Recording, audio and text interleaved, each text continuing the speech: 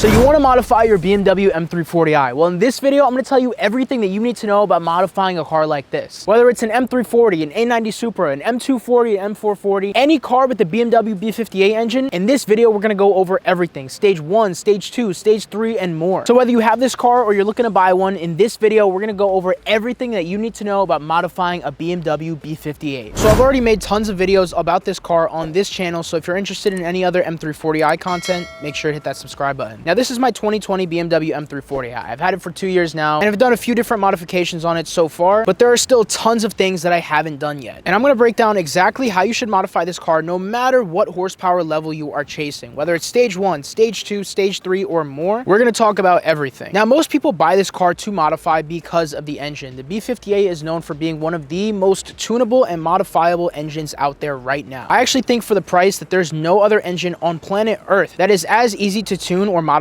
as a B58 engine. And speaking about the engine, let me open it up and show you what it looks like.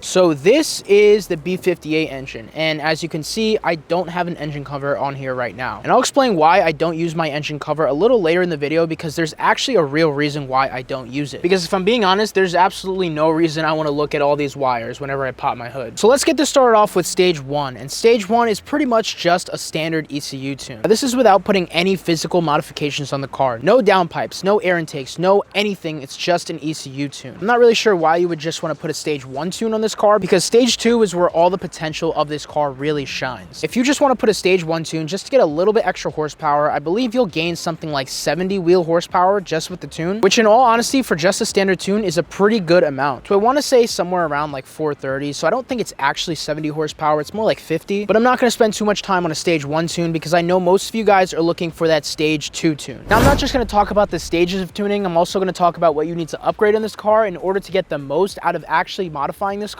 And trust me, there's a lot, but let's go on with Stage 2, which is a catless downpipe, maybe an air intake if you want, and obviously an ECU tune. So with Stage 2, it starts with a catless downpipe. Getting a catless downpipe will give you the most out of this car in terms of sound and power. I always recommend people go with a catless downpipe as opposed to a catted downpipe, because in reality, if you get a catted downpipe, there will still be a catalytic converter on the car. And overall, two identical cars, one with a catless downpipe and one with a catted downpipe, if you compare both of them, the one with the catless downpipe will always be faster. And why might you ask? Well, it's all about air in versus air out. Air goes into the car, it goes into the engine, it goes into the turbo, it does all the fancy stuff, but it's really about the air coming out. The air has to escape the car as quickly as possible, and it can only do that with a catless downpipe. And you can't really see my catless downpipe because I have this turbo heat shield cover, and I'll explain why I have that when I talk about why I don't have my engine cover, because they're actually pretty similar reasons. But the bottom line is, if you want to build the fastest B58, you absolutely have to have a catless downpipe. I've just never seen a car that races with a catted downpipe. It just doesn't exist. Now, while we're under here, let's talk about air intakes. Air intakes on these cars actually don't do much. I have the stock air intake on this car. Right here is an air intake muffler. So if you get an air intake, you're really just doing it for the sound. If I were to get an air intake, there's only one I would get, and that would be the RK Tunes front mount intake that would come up from here, go through right here, and come out where the active grills are. If you watched any of my previous videos, you'll know that I'm not a huge fan of the active grills at all because they tend to break sometimes, but getting a front mount intake will assure that you are getting the coldest air possible. And that is exactly what you want in a car like this. A car with a turbo, you want the coldest air possible to cool that turbo and to cool the engine. Because if you know anything about racing, and even if you're not racing this car, it's still worth it. The cooler the air that's going into the car, the cooler the engine will be, which means that the engine will be faster and won't heat soak as much. And when somebody talks about a full bolt-on car, that's really what they're talking about. They're talking about a downpipe, an air intake, and also an exhaust. And if you've watched my videos before, you'd know that I have a Valvetronic exhaust on here, but an exhaust is actually not something that you really need in this car. I believe this goes for all newer BMWs, but most BMWs don't have resonators on their car. They literally just have the catalytic converter, which is inside the downpipe, and then the full exhaust with the muffler in the back. Now, I have a Valvetronic exhaust with a muffler on it, but most B58 owners end up just getting something like a muffler delete, and in my opinion, I didn't really want that crazy loud sound, so I just went with a full exhaust. But getting an exhaust on this car, honestly, is it worth it? I don't really know. It depends on what you you want. If you want your car to get the best sound ever, then get an exhaust. But in reality, it only adds about 10 horsepower or so. So I think getting something like an exhaust is a lot more for the sound and for the looks than it actually is for the performance. And with those three things, that kind of concludes all the bolt-ons that you can get on this car. Anything above that might be considered stage 2 plus, which is kind of just like bolt-ons but with a little extra upgrades. And that's kind of what I have here, because all those upgrades would be considered things like fueling upgrades. But before we go into that, I know you're probably wondering what this red pipe is in my car. This is an FTP charge pipe. It's really just a reliability thing, because on the Gen 1 B58s, most of the charge pipes ended up cracking and breaking either over time or when you push higher horsepower numbers. Because when you tune your car, you push more boost, which means that there's more pressure coming in through the charge pipe here. And honestly, I mean, it's red. It just kind of looks better in the engine bay. On a Gen 2 B58, like an M340i or a Supra or any car like this, charge pipes aren't super necessary, but they're just a reliability thing that I would 100% say you should get. Now, the final and probably the biggest thing that we have to talk about when it comes to having a full bolt-on B58 engine by far is the tune. And this is the biggest debate between BMW enthusiasts that still till this day, the biggest tuners on the planet still argue about. And that's obviously what tuning service is the best. Now, for this car, we have three. We have EcuTech, MHD, and BootMod. And if I'm being honest, when talking about which one is the best, it's kind of subjective. But here's why there's only one winner. I personally use EcuTech. I think EcuTech by far is the best tuning service for this car. Now, I'm tuned by Visconti Tuning, and I think by far he's one of the best tuners for this platform. But the thing is, he only uses EcuTech. And from what I heard from him, he says that EcuTech allows him as the tuner to be able to go into the car and see more data, so he's able to adjust more things. So according to him, EcuTech is the best. And him as well as STI Mikey both use EcuTech on all of their cars. I mean, think about it. It's just a more advanced system for them, the actual tuners that actually know about what's going on inside the car, to use so that they're able to tune my car to the best of their abilities. Now, if you go to a tuner that doesn't use EcuTech, now obviously that tuner might not know how to use that service as well, so they might not tune on it at all. I know another great tuner like RK Tunes, he swears by MHD because he says that MHD allows him to do the most in the car and go into the car and change the most things around. But I will say that all of the fastest BMW B58s in the world are on EcuTech, so that's personally why I chose EcuTech. However, EcuTech is a little bit different and a little bit special. Instead of getting a regular bench unlock, for EcuTech you have to get something called an EcuTech unlock, and that is for your ECU. So because of this, EcuTech is a little bit more expensive than something like MHD or BootMod. Honestly, if you have the money, I would probably go with EcuTech. But out of the three major tuning services for these cars, I think definitely the worst one has to be BootMod. Now, I don't think BootMod is bad by any means, but I just think that it was better for older BMWs. But now with the technology that other tuning platforms have implemented into their softwares, I think either MHD or EcuTech are the best. In my case, my BMW is a 2020, which means that I get to use EcuTech. And you're probably wondering what that means. So after June of 2021, BMW started putting some really intense firewall protection on their cars, which made it a lot harder to crack the ECU. In a nutshell, the only company to crack those ECUs was a company called Femto that's overseas in Finland right now. So if you have a BMW with their ECU build date past June 2021, you will have to take your ECU out and send it over to Femto in order to get an actual unlock. And no, this is not a bench unlock. You have to do this in addition to an actual bench unlock, which means if you're using EcuTech, you have to pay for a Femto unlock, plus a special EcuTech unlock, plus your actual tune and all your maps and everything else. So this is why most people with a 2021 plus BMW just end up going with MHD. Honestly, if you have a 2020 M340i, just go with EcuTech. It's the best one that you can buy. But if you don't, go with MHD because it's just as good and you're not going to spend a fortune. I think only if you plan to race this car and get those big horsepower numbers, then definitely buy a 2020 and definitely go with EcuTech, because by far it is the best and it will help tuners get the most out of your specific car and the most out of their tuning capabilities in order to tune your car. All right, we've spoken about bolt-ons, we've spoken about tunes. Let's speak about why I don't have my engine cover on here before we go on to stage 3 and beyond. Now, the reason I don't have my engine cover on here and the reason that I have this turbo heat shield is because the B58 engine runs really hot. This car suffers from crazy heat soak, and really the reason is because there's nowhere for the heat to really go. This car doesn't have extra radiators like the M3 has. I believe it just has the one intercooler in the middle and the two auxiliary ones on the sides, but that's really about it. And this car is really made to run for 382 horsepower, not 500, 550 plus like everyone gives them. So that's why most people don't upgrade the air intake, because most air intakes don't have a box. Even if you have an enclosed air intake, it it probably doesn't have this like heat shield that the stock one does have on the side. That's why I highly recommend, if you're getting an air intake, then definitely get the front mount intake, because it will make sure that the coldest air possible is coming into the engine. But if not, just get this heat shield that I have from Varus Engineering. This covers the turbo, make sure that the heat doesn't get out and get into the air intake, and it just keeps the heat around the turbo. It also makes sure that the heat doesn't come over here to the intake manifold, and the engine cover actually sits on top of it. It covers and goes all the way over to here. You can see the prong where the engine cover attaches right there. Now, okay, maybe the engine cover is keeping the heat away from the intake manifold, but most people end up taking it off to let the intake manifold breathe and let heat dissipate away from it. It's just a cool little trick that I've seen a lot of people use, so I went ahead and did it myself. And I mean, it doesn't cost any money to just take off the engine cover. And another reason people take off the engine cover is because they actually replace this intake manifold because they want to run port injection.